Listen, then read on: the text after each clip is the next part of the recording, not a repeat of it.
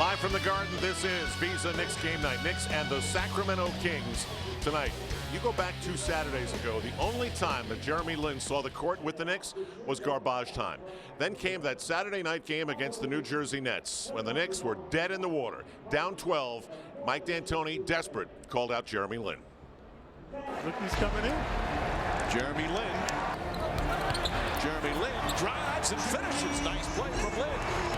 Lin flips it up and puts it in. Jeremy Lin is fired up, and he has this crowd fired up. Up by Petro, gets to the rim, count it, and a foul. Jeremy, that's what the fans are cheering here. Splits the defense again, gets to the rim, puts it in, and a foul. Wow! Again, the crossover, the basket, puts it up, puts it in. A magical night for Jeremy Lin.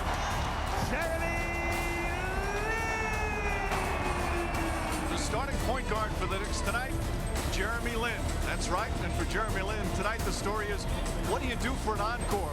Liz gets around Jefferson, looking and backs it in. Here comes Fields.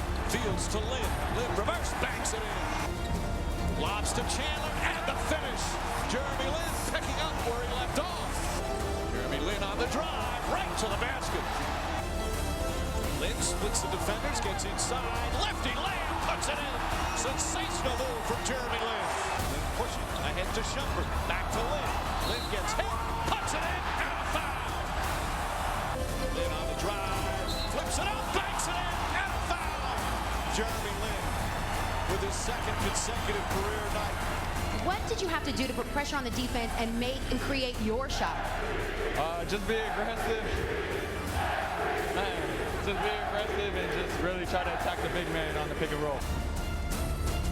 Jeremy Lin with his second start of the season. Stolen by Lin. Lin ahead of the pack. Back in pursuit. Nice finish from Lin. Season opening, gets inside. Nice play. Nice pass. Lin to Fields. Lin drive and finishes. One of the most extraordinary 3-game stretches we've seen.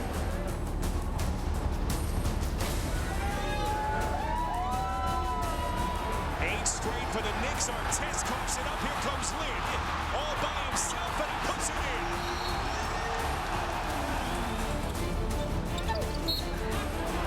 Jeremy Lin driving the paint. His remarkable stretch continues. Lin spinning inside. Lin and long two. Lin from deep. Oh, you have to love it. Jeremy, how tired are you right now? I'm pretty tired, but we got one tomorrow in Minnesota, so we're going to try to make it 5 in a row. Lin, tough shot. Jeremy Lin up top to Fields. Lin showing off the handle. Taking Correa, pivoting to the rim, and he baked it in. Novak for the tie, sticks it. 5 to shoot, here comes Lin. Right down Broadway, contact, and he will shoot free throws. It's a 1-point Knick lead. There's Love. Love on a turnaround air ball, and the Knicks have stolen one here in Minneapolis. It was really just a credit to the team, because that's kind of what I've been saying this whole time is this team is a team, and that's why it's so fun to play with them. Tonight starts the latest chapter of the Jeremy Lin story.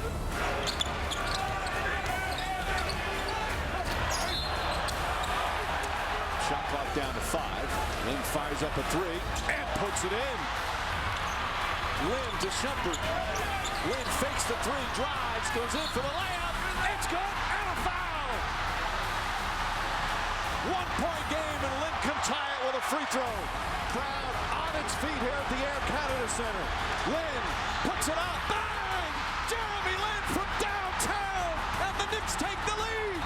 Amazing here at the Air Canada Center. Can you believe this is happening to you? No? But it is. It just feels so surreal. I read a great essay yesterday by one of Jeremy Lin's former teammates at Harvard. He said he's really not surprised at all the success that he's experiencing here with the Knicks, because every time Harvard played a very big game, like an upset of BC or 30 points against UConn, that's when Jeremy Lin played his best. So now, at the highest level of the game, this maybe is why Jeremy Lin is at his best. We'll talk to Alan Hahn and get our Knicks fix next on Visa Knicks Game Night.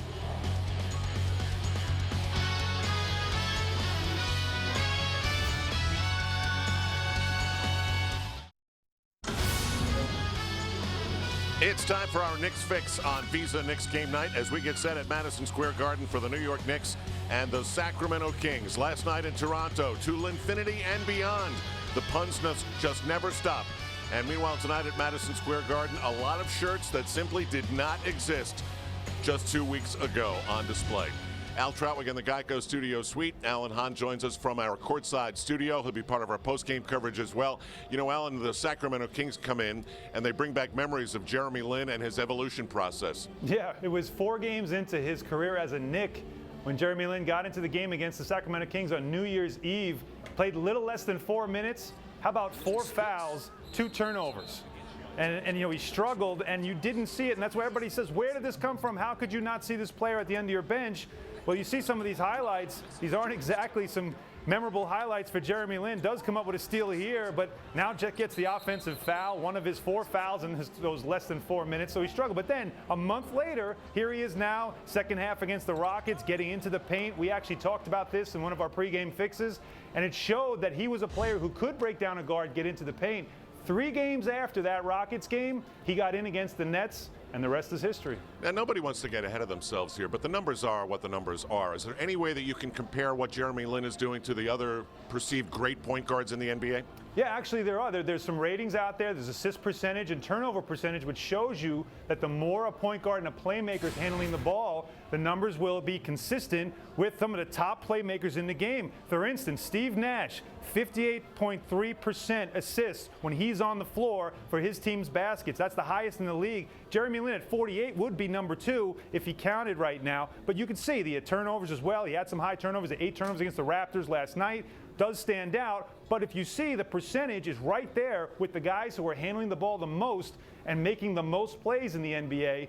That shows you Chris Paul's number is very impressive, which is why he'd be considered an MVP candidate. But Jeremy Lin right now playing right at par with some of the best point guards in the NBA. Now, some of those numbers compiled while sleeping on a couch. What's the latest on his living conditions? Well, still sleeping on a couch. Actually, we reported last week that David Lee had called and offered his condo in White Plains and let Jeremy Lin know he could have it. But Jeremy Lin's decided he's not going to go that route. He's going to look for his own place. Still in the process right now, and David Lee will be selling his condo. Now, the Twitter world is definitely a pulse on what's going on with Linsanity, and some famous people have weighed in. Amazing, right? And this is great because it's among his peers, like Steve Nash of Best, for instance. It's crazy. I'm watching Linsanity, hoping every shot goes in. Hope I never grow up. A little Peter Pan there. How about Nick Hader, Reggie Miller, right? Actually saying, okay, I give in. It's legit. Wow, Reggie Miller's a believer now. And Shane Battier with a funny line using some Chuck Norris humor. Chuck Norris may wear Tebow pajamas, but I'm pretty sure he has Jeremy Lin on Nightlight to scare the boogeyman away. Wow, what a run.